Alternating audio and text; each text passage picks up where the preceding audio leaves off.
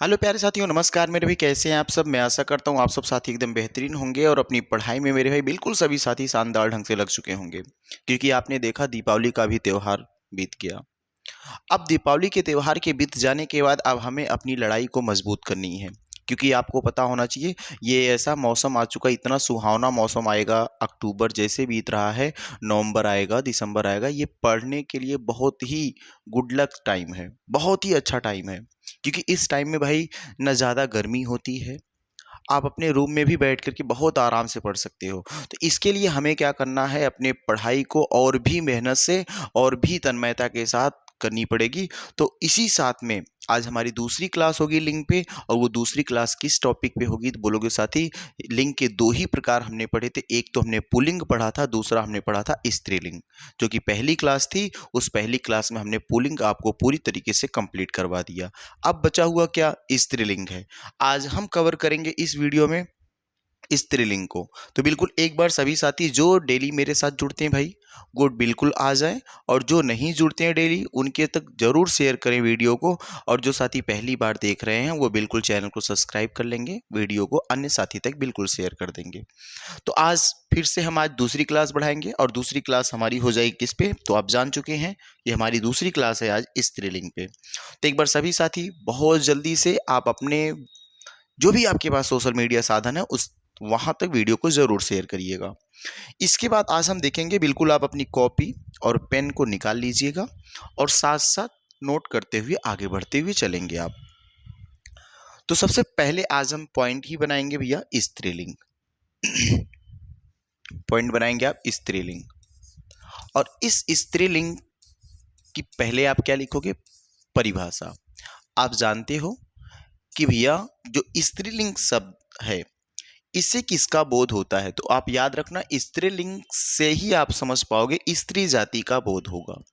इससे क्या समझ में आएगा, स्त्री जाति का बोध होगा।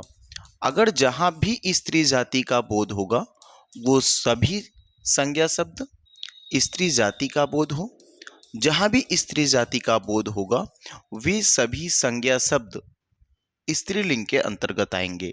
आपको एक चीज और हमने बताया था कि याद रखिएगा, जो संज्ञा शब्द होगा, जो संज्ञा शब्द होगा वो संज्ञा शब्द या तो मेरे भाई निर्जीव हो सकता है, या फिर क्या हो सकता है, सजीव भी हो सकता है। तो एक चीज तो बिल्कुल आपको क्लियर है, या तो वो संज्ञा शब्द निर्जीव होगा या तो सजीव होगा। लेकिन भाई जब अगर वो सजीव होगा तो उसे तो हम बड़े आराम से पहचान जाते हैं। ये चीज तो आपको याद होना चाहिए कि जब भी सर सजीव होता तो उसको तो हम पहचान जाते हैं कि वो पुल्लिंग है कि स्त्रीलिंग है।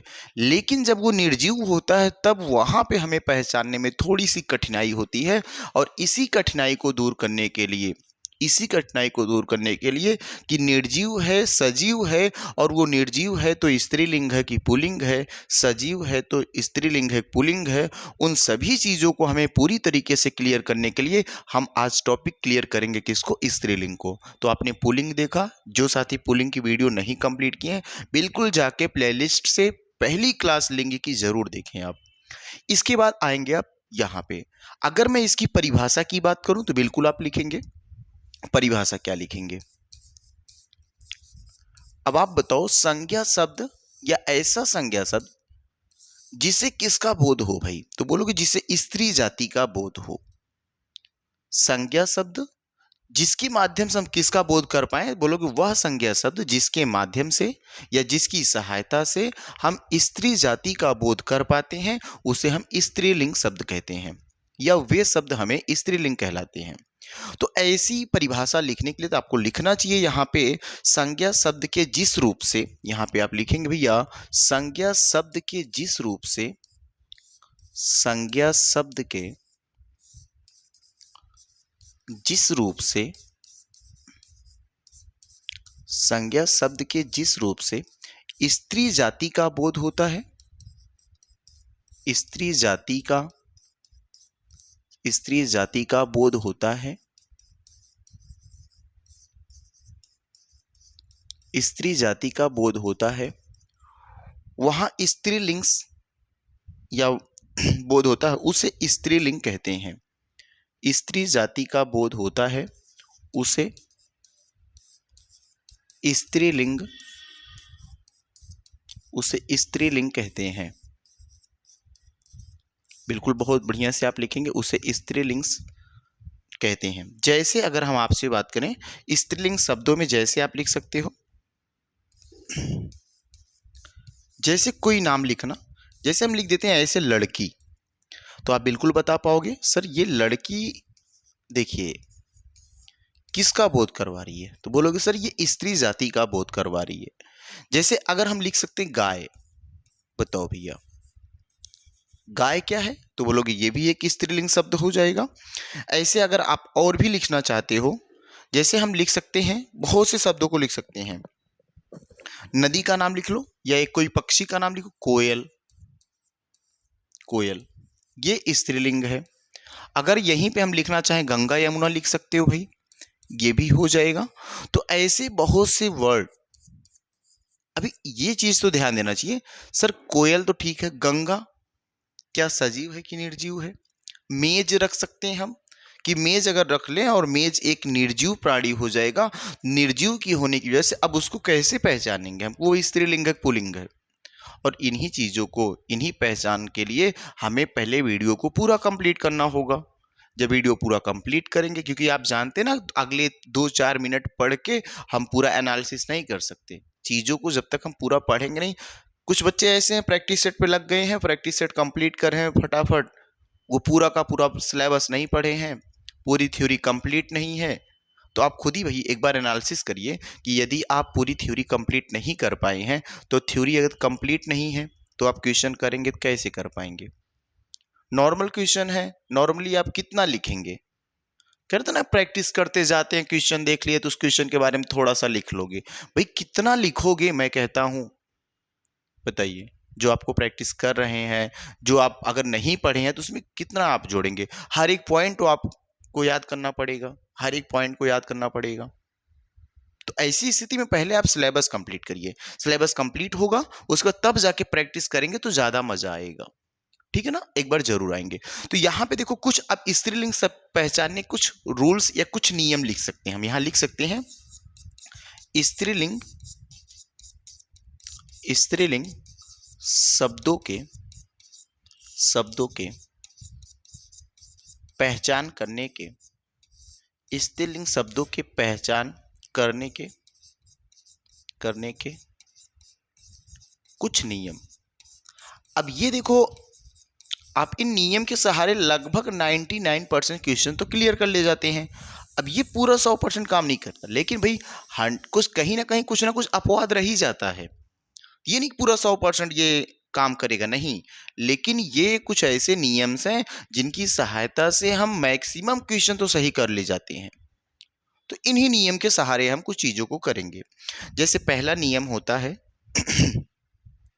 आप इन सबको लिखते चलेंगे, है ना? जैसे आप कुछ सुनते हैं कि किसी भी नियम से क्या हमें मिलता है, तो कुछ नियम को अगर हम दिमाग में रखेंगे तो उस नियम से हम स्त्रीलिंग आसानी से पहचान ले जाएंगे। टाइम का बचत होगा अपने पास, चीज़ों को जल्दी से हम उसे अंजाम दे सकते हैं, जल्दी से आंसर दे सकते हैं। तो बिल्कुल यहाँ पे पहला नियम आप लिखेंगे कि जिन शब्दों के अंत में ता प्रत्यय होता है, बिल्कुल लिखेंगे पहला लिखेंगे जिन शब्दों के अंत में, जिन शब्दों के अंत में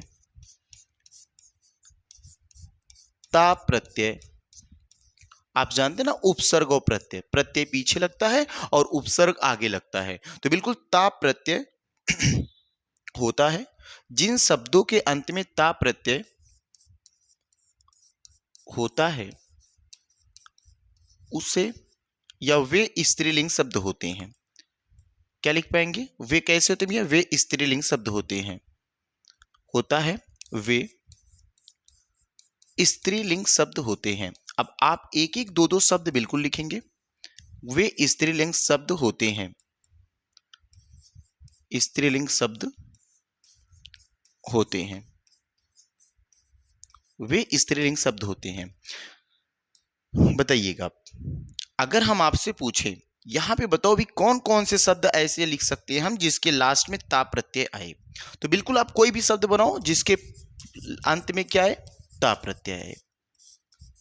चलो भी जोड़ो सब लोग एक एक शब्दों को। तो अगर जैसे हम एक शब्द लिखते हैं,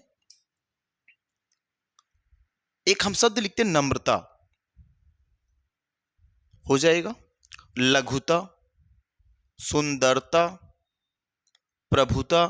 ये सब शब्द क्या लास्ट में ता प्रत्यय आ रहा है। जैसे मैं लिख रहा हूं, जैसे मैं लिख दिया मेरे भाई लघुता, देखो लघुता, यहां पे लास्ट में कौन सा प्रत्यय दिखा आपको, ता प्रत्यय दिखा। यहीं पे मैं जोड़ देता हूं आपके सामने क्या, नम्रता, सॉरी ये देखो माँ पे ऐसा नहीं करेंगे, ये ऐसा करके नम्रता। तो कौन सा प्रत्यय लास्ट में जो, नम्र में ता प्रत्यय जुड़ गया। ऐसे आप लिखो सुंदर में ता प्रत्यय जोड़ेंगे तो क्या बनेगा, सुंदरता। यहां लिख सकते हैं आप, सुंदर में ता प्रत्यय जोड़ेंगे क्या बनेगा, सुंदरता।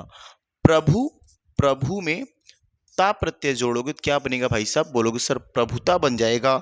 ऐसे और एक शब्द लिखते हैं, क्या लिखो सर, जड़ में ता प्रत्यय जोड़ देंगे, जड़ में ता प्रत्यय जोड़ देंगे तो क्या बन जाएगा, जड़ता बन जाएगा। जड़ में ता प्रत्यय जोड़ देंगे तो क्या बन जाएगा, जड़ता बन जाएगा। इस प्रकार से आप बिल्कुल बता सकते हो कि यदि किसी शब्द के अंत में ता प्रत्यय लगा हुआ मिलता है हमको, तो वो कौन सा हो जाएगा, वे स्त्रीलिंग शब्द हो जाएंगे। यदि ता प्रत्यय नहीं मिला तो अभी और भी रूल सीखेंगे, क्योंकि इसी एक रूल के सहारे पूरा आंसर नहीं दे सकते हम। तो अभी एक रूल के बारे में हमने जान लिया कि ता प्रत्यय मिला तो भैया ये काम संभव कर सकते हैं। बोलो साथी, यहां तक क्लियर है ना आपको। जो भाई पहली बार सेशन में आए हुए हैं उन सभी भाइयों से निवेदन है वो बिल्कुल वीडियो को शेयर करेंगे, और जो भी साथी अभी तक चैनल को सब्सक्राइब नहीं किए हैं वो बिल्कुल चैनल को सब्सक्राइब कर लेंगे। चलो आ जाओ, यहां तक नोट हो गया होगा। एक नए पेज पे हम लिखते हैं दूसरा नियम, ध्यान देना, तीन चीजों को याद रखना, अकारांत, इकारांत, उकारांत। यदि शब्द मिलते हैं तो वो सब स्त्रीलिंग के अंतर्गत आते हैं। जैसे हम लिख सकते हैं, दूसरा नियम लिख सकते हैं, अकारांत, अकारांत है, ठीक है, अकारांत,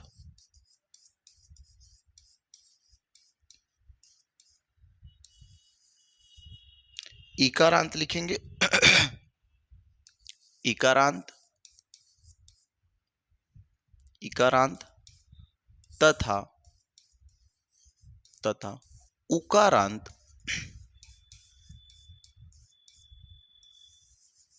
उकारांत, उकारांत संज्ञाएं, संज्ञाएं प्रायः स्त्रीलिंग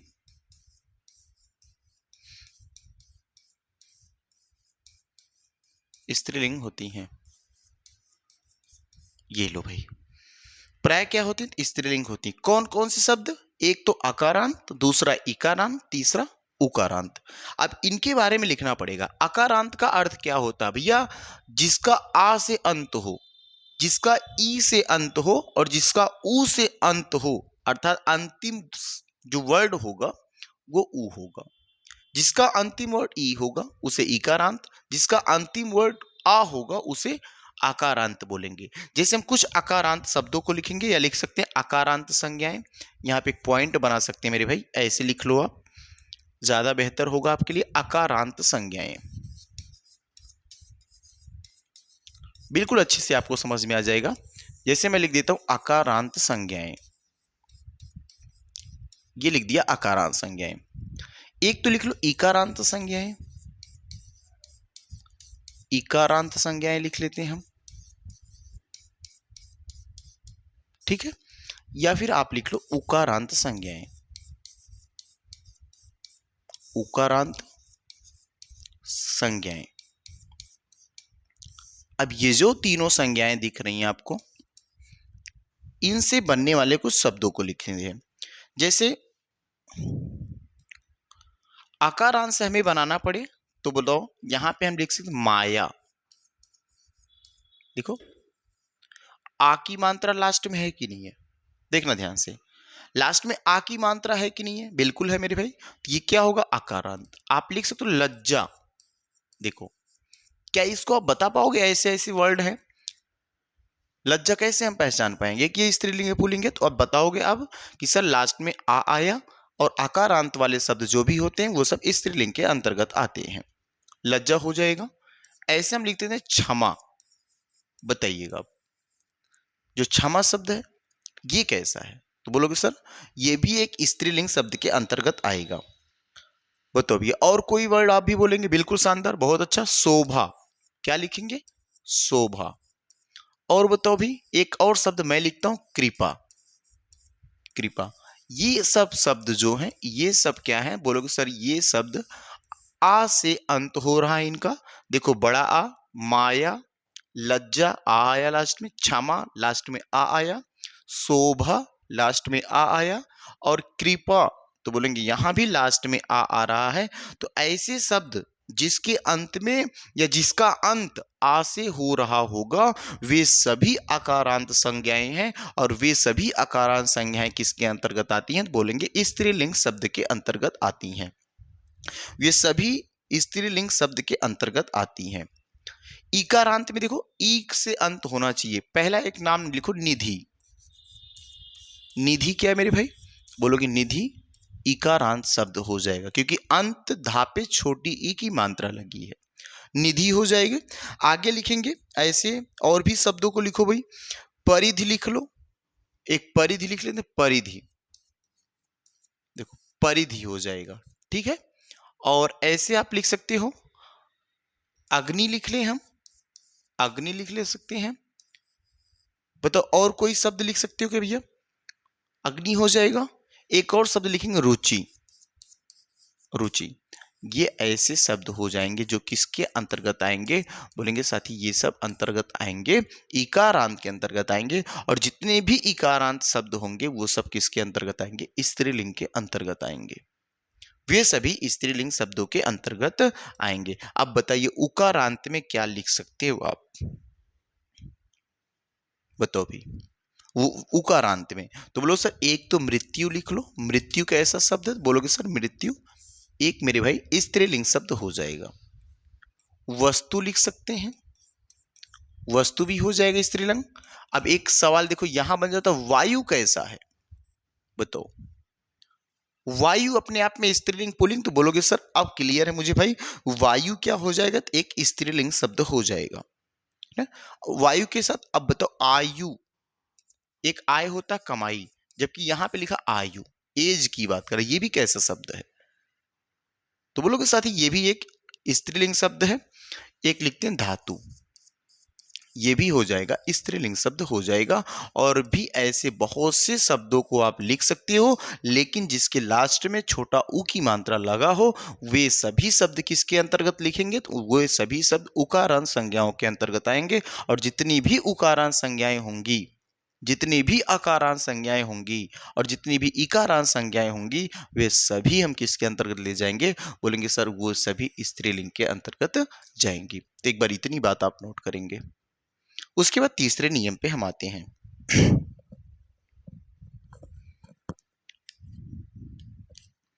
पहले इसको आप नोट करेंगे उसके बाद तीसरा नियम हम लिखते हैं।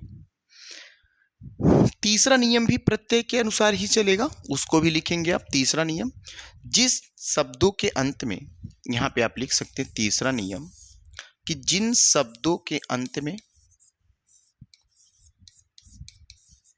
जिन शब्दों के अंत में, अंत में क्या आना चाहिए भैया? ई आए, इया आए, ई आ जाए, इया आ जाए, वट आ जाए, हट आ जाए, वट हो जाए, हट हो जाए। ठीक है। वती हो जाए। प्रत्यय होना चाहिए जिन शब्दों के अंत में ई, इया, ठीक है, वट, हट, वती और एक और लिखेंगे वती, मती लिख लीजिए, मती, आदि, आदि आते हैं, आदि आते हैं। वे प्रायः, वे प्रायः स्त्रीलिंग शब्द होते हैं। वे प्राय स्त्रीलिंग शब्द होते हैं। वे प्राय क्या होते हैं, बोलेंगे वे प्राय स्त्रीलिंग शब्द होते हैं। एक एक शब्द लिखेंगे। जैसे हम एक शब्द लिखते हैं, इसके कुछ ई से लिख सकते हो आप, रोटी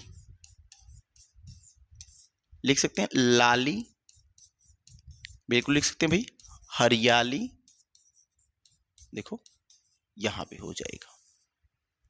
ईया में क्या हो जाएगा, बिल्कुल बताना मेरे भाई। ईया प्रत्यय से क्या क्या बना पाएंगे हम।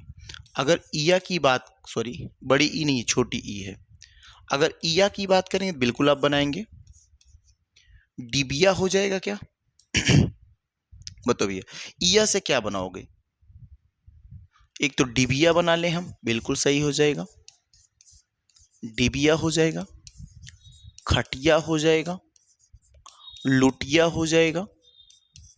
ये सब शब्द किसके अंतर्गत सर, ईया प्रत्यय के अंतर्गत हो जाएंगे। आगे हम और लिखते हैं ईया के बाद वट। वट से बिल्कुल बनाओगे, सजावट, बनावट, लिखावट, है ना, मिलावट। यहां मिलावट लिख सकते हैं हम, यहां हम बनावट बना सकते हैं, आप सजावट लिख सकते हो मेरे भाई, लिखावट हो जाएगा। ये सभी शब्द जो लिख रहे हैं, ये सभी शब्द किसके अंतर्गत आएंगे, बोलेंगे वट प्रत्यय लास्ट में है, और वट जो वट से अंत होगा जिसका, वे सभी किसके अंतर्गत जाएंगे, सब स्त्रीलिंग के अंतर्गत जाएंगे। जैसे हट की बात करते हैं तो घबराहट, आहट भी लग सकता है, तो हट भी घबराहट, तो बिल्कुल यहां पे लिखेंगे हट से लिख लो मुस्कुराहट, मुस्कुराहट। अब आहट दिख रहा होगा तो वो भी सही हो जाएगा ना, मुस्कुराहट, मुस्कुराहट। यहां घबराहट लिख सकते हैं हम, घबराहट, ठीक है। वती से लिख लो, वती से लिख लेंगे एक, वती। तो मैं एक लिखता हूं गुणवती, बिल्कुल आप भी लिखेंगे, गुणवती में लिख देता हूं भाई, और आगे एक दो शब्द आप लिखेंगे। गुणवती हो जाएगा, हमें पहचानना बस कितना है, लास्ट में वती आ जाए। मती से लिखेंगे, लिखेंगे भाई मती। मती से क्या क्या लिख पाओगे बताओ बुद्धिमती, बिल्कुल सही हो जाएगा, बुद्धिमती। क्या हो जाएगा साथी, बुद्धिमती हो जाएगा। रूपमती हो जाए क्या, रूपवती हो जाएगा, रूपमती नहीं लिख सकते हम ना, रूपवती लिख सकते हो आप, या यहां पे लिख लो रूपमती, रूपमती आदि। इतना नोट करके थोड़ा सा अपवाद इसके में लिख लो, उसके बाद फिर हम आगे बढ़ चलते हैं। ये इतना नोट करके यहीं से एक छोटा सा पॉइंट बना लो अपवाद का। इसमें अपवाद क्या क्या हो जाएगा जैसे देखो मेरे भाई, यहां पे अपवाद की हम बात करते हैं, तो अपवाद में तो अभी आप देखें ना, बड़ी ई आता है तो वो सब किसके अंतर्गत, लेकिन यहाँ पे अपवाद में लिखी पानी, पानी में देखो बड़ी ई की मात्रा आया, और ये क्या हो जाएगा, दही। ये दो बहुत ही इंपॉर्टेंट अपवाद हैं, और दोनों के दोनों स्त्रीलिंग नहीं है, बल्कि ये दोनों पुल्लिंग है। याद रखना, ये बहुत ही इंपॉर्टेंट है। आप बहुत बार एग्जाम में देखे होंगे कि सर दही पूछा गया है, पानी पूछा गया है। तो पानी और दही दोनों के दोनों कैसे हैं, देखो बड़ी की मात्रा तो यहां भी है, लेकिन ये दोनों अपवाद हैं, ये पुल्लिंग के अंतर्गत आते हैं, ये स्त्रीलिंग के अंतर्गत नहीं आते हैं। ये चीज ध्यान देना चाहिए। और एक बात ये भी याद रखना आपको कि जो दही है ना, ये बहुत बार एग्जाम में आ चुका है, और आप यहाँ कंफ्यूज हो जाते हो सर ये पुल्लिंग है कि स्त्रीलिंग है, दही खट्टा है कि दही खट्टी है। तो याद रखना दही खट्टा है, ये पुल्लिंग है, दही खट्टी नहीं है। तो ठीक है बड़ो भाई, इतना तो आप कर ले जाओगे, दिक्कत नहीं आने वाली आपको मेरे भाई। एक बार सभी साथी नोट करेंगे, जो वीडियो में पहली बार आए बिल्कुल एक बार शेयर कर देंगे, नोट कर लेंगे इतनी बात आप।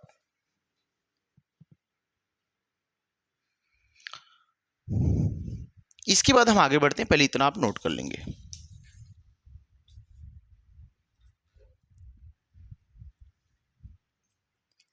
ठीक है, बड़े आगे भाई, आगे नोट बनाएंगे।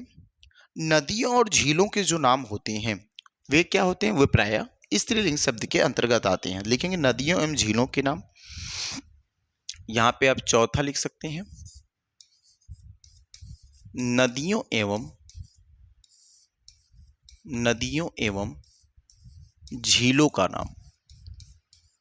नदियों एवं झीलों के नाम ये किसके अंतर्गत आएंगे? तो बोलेंगे भैया ये सब स्त्रीलिंग शब्द के अंतर्गत आएंगे। जैसे नदी में हम लिख सकते हैं कौन कौन सी नदी?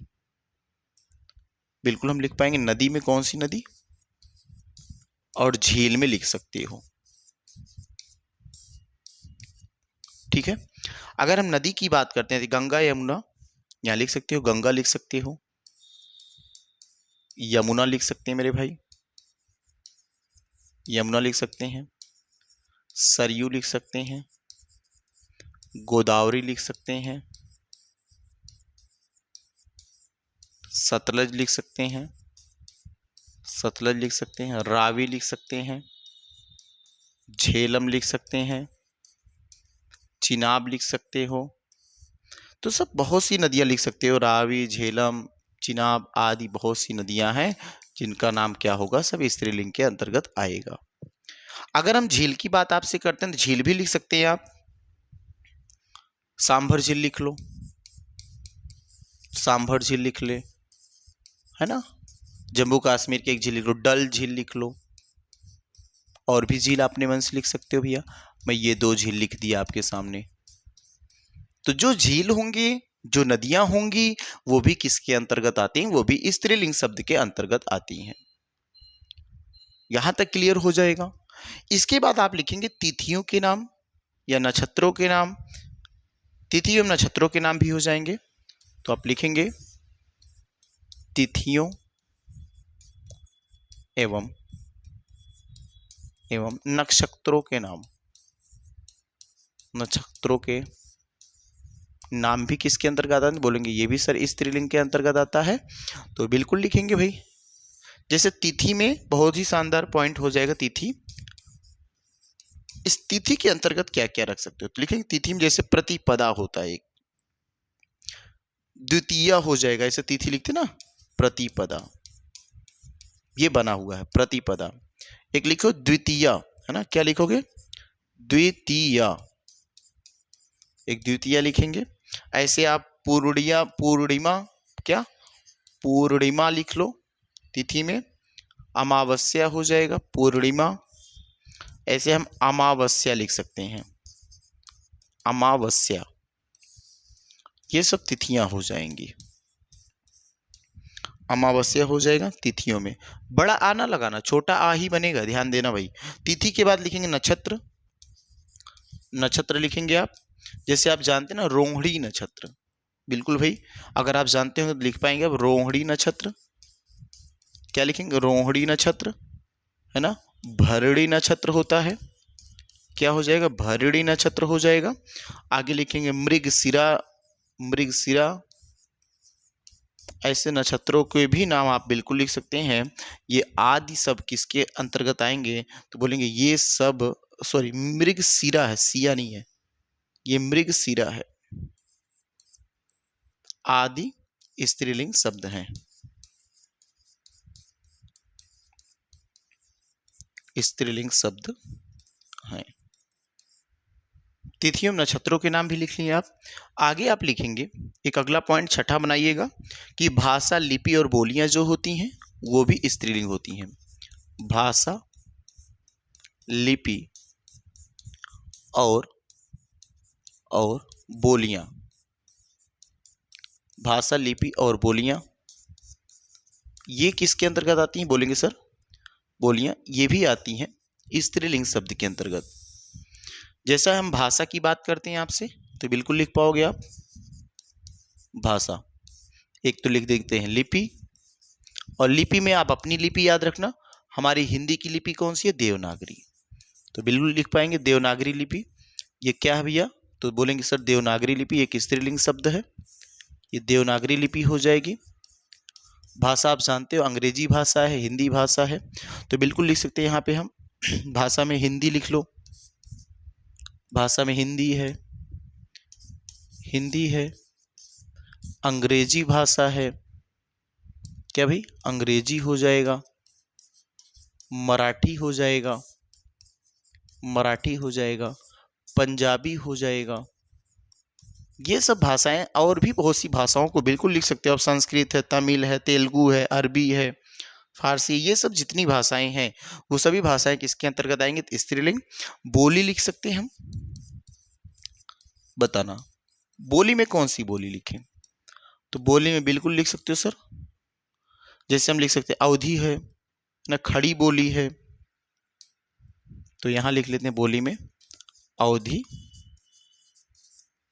खड़ी, भोजपुरी, खड़ी बोली है, भोजपुरी है ना। ऐसे बहुत सी बोलियां भी आप लिख सकते हो, लेकिन जितनी भी लिखेंगे वो सब किसके अंतर्गत आएंगे? तो बोलेंगे वे सभी मेरे भाई स्त्रीलिंग शब्दों के अंतर्गत आती हैं, वे सभी स्त्रीलिंग शब्दों के अंतर्गत आती हैं। तो एक बार इन सभी चीजों को आप नोट कर लेंगे, एक बार इन सभी चीजों को आप नोट कर लेंगे।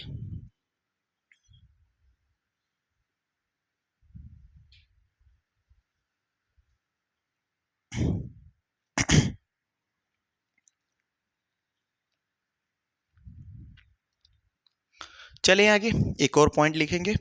जितनी भी देखते हैं ना आप खाने पीने की चीजें होती हैं, कुछ चीजों को छोड़ के जितनी भी खाने पीने की चीजें होंगी वे सभी चीजें स्त्रीलिंग के अंतर्गत आती हैं। बस कुछ ही चीजों को हम छोड़ देंगे, तो उसको भी लिखेंगे आप। कौन सा पॉइंट था ये? 6। 7वां लिखेंगे,